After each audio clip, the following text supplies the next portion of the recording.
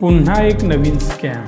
Axis mutual fund से ये जुड़ी एक अहम खबर निकल कर आ रही है। इस बात का आरोप है कि इन्होंने इनसाइडर ट्रेडिंग किया था। एक्सिस म्युच्युअल फंड ने अपने 2 सीनियर्स को सस्पेंड कर दिया है। आता ह्या प्रत्येकाचे आकडे वेगवेगळे आहेत या स्कॅम मध्ये, पण एक्सप्लेन मी हे करणार आहे। ॲक्सिस बँक मध्ये तुमची जर गुंतवणूक असेल तर ती बुडणार की वाढणार, पैसे अडकले की ते तुम्ही काढू शकता, ठेवलात तर काय होणार आणि काढलात तर काय होणार, धरलं तर चावतंय, सोडलं तर पळतंय, अशी अवस्था तुमची होणार का?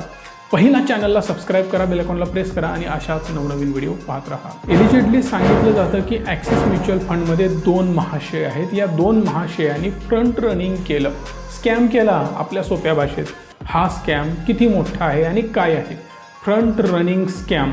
फ्रंट रनिंग स्कॅम म्हणजे ही कन्सेप्ट पहिला क्लिअर असायला पाहिजे। सिंपल फंड आहे। फंड मॅनेजर म्हणजे काय? लाखो कोटी रुपये मॅनेज करतात। फॉर एक्झाम्पल बजाज फायनान्समध्ये, ॲक्सिस बँकेमध्ये, SBI मध्ये किंवा असेल हिरो मोटरमध्ये, कुठल्याही स्टॉकमध्ये 500 कोटी रुपयाचं सडन बाईंग झालं ना, स्टॉक डायरेक्ट या लेवलपासून या लेवलला जाऊ शकतो। एखाद्या स्टॉकमध्ये 500 कोटी 100 कोटी रुपयाचं सेलिंग झालं तर स्टॉक या लेवलपासून या लेवलला येऊ शकतो। मग हे कोण ठरवतं? Fund manager. म्युच्युअल फंडचा पैसा मॅनेज करणारा जो असतो त्याला फंड मॅनेजर म्हटलं जातं। तो डिसिजन घेतो की आत्ता या स्टॉकमधून मला रिटर्न मिळालेले आहेत, मी यामधून बाहेर पडणार। अदरवाईज या स्टॉकमध्ये रिस्क आहे, तो खाली येतोय, मला यातून बाहेर पडायचं आहे आणि याला दुसऱ्या XYZ स्टॉकनी रिप्लेस करायचं आहे। फॉर एक्झाम्पल मला टाटा मोटर सेल करायचं आहे आणि रिलायन्स बाय करायचं आहे। ज्यावेळी तो टाटा मोटर सेल करेल, 100 कोटी 200 कोटी स्टॉकवरून सरळ खाली येण्याचा प्रयत्न करणार, म्हणजेच तो पहिला शॉर्ट करू शकतो। हा स्टॉक इथून जसा खाली येईल तसं त्या फंड मॅनेजरचं पर्सनल अकाउंटला प्रॉफिट वाढेल। पहिली गोष्ट क्लिअर। दुसऱ्या गोष्टीमध्ये रिलायन्स तो बाय करणार आहे या लेवलपासून या लेवलला। जेव्हा 100 कोटी 200 कोटी 500 कोटी 50 कोटी बाईंग होतं ना, त्यावेळी स्टॉक इथून इथं येतो। मग तो बाय करण्याआधीच पर्सनल अकाउंटला हेवी क्वांटिटी बाय करायच्या। मग 5, 50, 100, 5000, 1 लाख ज्या काही क्वांटिटीचं बजेट असेल तेवढ्या त्या क्वांटिटी बाय केल्या आणि सडनली स्टॉक बॉटम लेवलपासून वर गेला आणि जी अमाऊंट इन्व्हेस्ट केली होती ना, डबल। 25 दिन में पैसे डबल यालाच म्हटलं जातं। त्यात आणि FNO सेगमेंटमध्ये जर त्याने ट्रेड केला असेल तर तुम्हाला मी सांगण्याची गरज नाही की कशा प्रकारे हे लोक प्रॉफिट कमवू शकतात। मग हे सगळं सेबीला माहिती नाही का? 100% माहिती आहे। म्हणूनच फ्रंट रनिंगवर सेबीने बॅन घातलेला आहे। भारत देशामध्ये कुठलाही फंड मॅनेजर कुठलाही स्टॉक बाय सेल करत असताना पर्टिक्युलर फंडमधला स्वतः त्यामध्ये पोझिशन बनवू शकत नाही किंवा पर्सनल इंटरेस्टसाठी आपल्या जवळच्या व्यक्तीच्या अकाउंटवरून सेम स्टॉकमध्ये ट्रेड करू शकत नाही किंवा इन्व्हेस्ट करू शकत नाही। हा सिंपल रूल आहे। पण इकडे 2 फंड मॅनेजर आहेत, मिस्टर विरेश जोशी आणि दीपक अग्रवाल। या दोघांनी हे फ्रंट रनिंग केलेलं आहे। पण शेवटी काय, मी नाही त्यातली कडी लावातली। ॲक्सिस बँकेनेच त्यांना पदावरून हकललेलं आहे आणि काही लोकांना रजेवर पाठवलेलं आहे। त्यामुळे हे सगळं पिक्चर क्लिअर आहे आणि स्पष्ट आहे। मग या गोष्टीमधून काय होऊ शकतं? फंड मॅनेजर ॲक्च्युअल काय करू शकतात? जसं मी तुम्हाला सांगितलं, ज्या स्टॉकमधून बाहेर पडणार त्या स्टॉकला आधीच शॉर्ट करणार, सेल करणार, खाली आल्यानंतर बाय करणार। पर्टिक्युलर स्टॉक जो दुसरा बाय करणार त्याच्यामध्ये आधीच पोझिशन बनवून ठेवणार, वर आल्यानंतर परत त्याला सेल करणार। तिसरी गोष्ट होऊ शकते, दुसऱ्याला टिप देणार, तो देणार आणि दुसरा त्याची घेणार टिप। सिंपल कन्सेप्ट आणि त्याच्या बदल्यात त्याला पैसे देणार, याला म्हटलं जातं फ्रंट रनिंग। अशा मल्टिपल कन्सेप्टचा वापर करून यांनी हजारो लाखो करोडो रुपये कमवले। अगदी बरोबर ऐकताय। 500 कोटीपेक्षा जास्त जोशी साहेबांची संपत्ती असल्याचा त्यांच्यावर आरोप होतोय।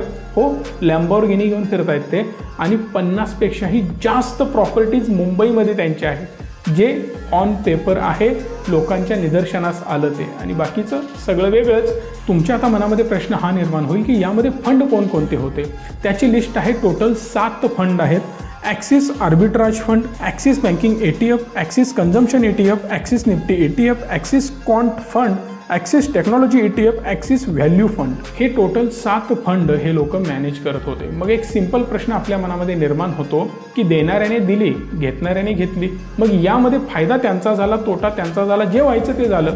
मग या फंडमधून लोक बाहेर का पडतायत? 1000 कोटीचा स्कॅम कुठे आहे?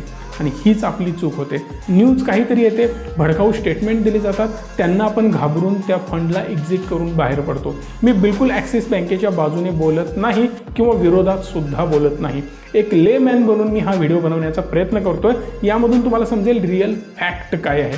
कारण ऑलरेडी माझे काही इन्व्हेस्टर ॲक्सिस म्युच्युअल फंडमध्ये इन्व्हेस्टेड आहेत. मी पुन्हा एकदा रिपीट करतोय, ॲक्सिस म्युच्युअल फंडमध्ये इन्व्हेस्टेड आहेत, बट ते फंड वेगळे आहेत आणि त्यामधून खूप चांगले रिटर्नसुद्धा त्यांना मिळत आहेत. आणि जेव्हा तुम्ही रिचमीमधून इन्व्हेस्ट करता ना, सगळ्यात पहिला या गोष्टी आम्ही तुमच्यापर्यंत पोहोचवतो. जिकडे रिस्क आहे त्यामधून पहिला आम्ही तुम्हाला बाहेर काढतो. म्हणून योग्य ठिकाणी इन्व्हेस्ट करणं पण गरजेचं आहे ना. त्यामुळे मॅक्सिमम म्युच्युअल फंडमध्ये इन्व्हेस्ट करायचं असेल, डिस्क्रिप्शनमधल्या लिंकवरून इन्व्हेस्ट करा. कारण माझी टीम तुम्हाला मदत करते कुठला फंड तुमच्यासाठी बेस्ट असेल आणि सिक्युअर असेल. अशा गोष्टी घडण्याआधीच तुम्हाला सावध केलं जातं. यामुळे या फंडवर काय परिणाम होईल? सिंपल फंड आहे, मॅक्सिमम याची NAV डाऊन होऊ शकते. मॅक्सिमम म्हणजे एकदम मॅक्स नव्हे, मॅक्सिमम म्हणजे जास्तीत जास्त होऊ शकतं की याची NAV डाऊन होऊ शकते, बाकी काही नाही. तुमचे पैसे सेफ आहेत, सिक्युअर आहेत, कोणाच्याही हातात नाहीत, कोणी ते घेऊन पळून जाऊ शकत नाही. याचा पदभार काढून घेऊन दुसऱ्या व्यक्तीकडे देण्यात आलेले आहेत. आणि सगळ्यात महत्त्वाची गोष्ट, जेव्हा मी यामधले स्टॉक बघितले त्यावेळी मला सिंपल कळून चुकलं की स्टॉक सगळे सेफ आहेत, चांगले आहेत, क्वालिटी आहेत, फंडामेंटली स्ट्रॉंग आहेत. सो दॅट सिंपल फंडा म्युच्युअल फंड प्रत्येक स्टॉकवर डिपेंडंट असतो. म्हणजे समजा याने 10 शेअर्स निवडलेले असतील आणि ते 10 शेअर जर चांगले परफॉर्म करतील तर म्युच्युअल फंड वाढेल, खराब परफॉर्म करतील तर खाली येईल. दुसरी महत्त्वाची गोष्ट, आत्ता एक काय होते, बऱ्याच लोकांना त्यांचे रिटर्न्स निगेटिव्हमध्ये दिसत आहेत आणि त्यांना वाटते की स्कॅम झाला आहे म्हणून माझे रिटर्न निगेटिव्ह गेले. बिलकुल नाही, ऑलरेडी स्टॉक मार्केट डाऊन आहे. मॅक्सिमम इक्विटी म्युच्युअल फंडमध्ये ज्या लोकांची इन्व्हेस्टमेंट आहे हल्ली सुरू झालेली, खूप वर्षापूर्वीची मी बोलत नाही, त्या सगळ्यांचे पोर्टफोलिओ मायनसमध्येच असणार. अदरवाईज तुम्ही जुनी इन्व्हेस्टमेंट जरी तुमची असेल तर 50% रिटर्न असतील तर आज ते 25वर आले असणार किंवा 35वर आले असणार. 10, 15, 20% तुमचा पोर्टफोलिओ डाऊन असणार. मग हे जोशी साहेब आणि अग्रवाल साहेबांनी जी आग लावली तो स्कॅम नाही तर काय आहे?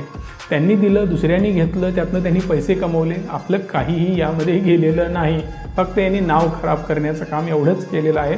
त्यांनी पैसा कमवला दुसऱ्या माध्यमातून, म्हणजेच पहिला बाय करून वर सेल केलं, त्यामधून त्यांना पैसे मिळाले स्टॉक मार्केटमधून. त्यांनी बिलकुल आपल्या म्युच्युअल फंडमधले पैसे कमवलेले नाहीत किंवा ते काढून घेतले नाहीत. सो दॅट तुमचा पैसा सिक्युअर आहे, तुमचा पैसा योग्य हातामध्ये आहे, तुमचा पैसा योग्य कंपनी मॅनेज करत आहे. फंड मॅनेजर सुद्धा बदलले गेलेत आणि तो प्रॉपर आता पुन्हा मॅनेज सगळ्या गोष्टी होत राहतील. आणि ही गोष्ट फक्त पहिली नाही, अनेक स्कॅम असेच याआधी पण झालेले आहेत. स्कॅम आपण म्हणू शकतो, पण तो स्कॅम तुमच्या पैशाबरोबर नाही, त्यांनी स्वतःच्या पैशांनी स्कॅम केलेला आहे. स्टे इन्व्हेस्टेड, प्रॉपर रिसर्च करू शकता. अजून कुठे स्विच करायचं असेल तरी करू शकता. आणि काही मदत हवी असेल mutual fund related, investment related, या नंबरला कॉल करा. दी बेस्ट इन्व्हेस्टमेंट प्लॅटफॉर्म आम्ही प्रोव्हाइड करतोय आणि नेहमीप्रमाणे मी तुम्हाला देतोय आणि तुम्ही घेताय टिप नाही तर रिसर्च, व्हिडिओच्या माध्यमातून नॉलेज. याला ॲप्रिशिएट करण्यासाठी लाईक, शेअर आणि चॅनलला सबस्क्राईब करा. धन्यवाद. Stay tune and stay positive.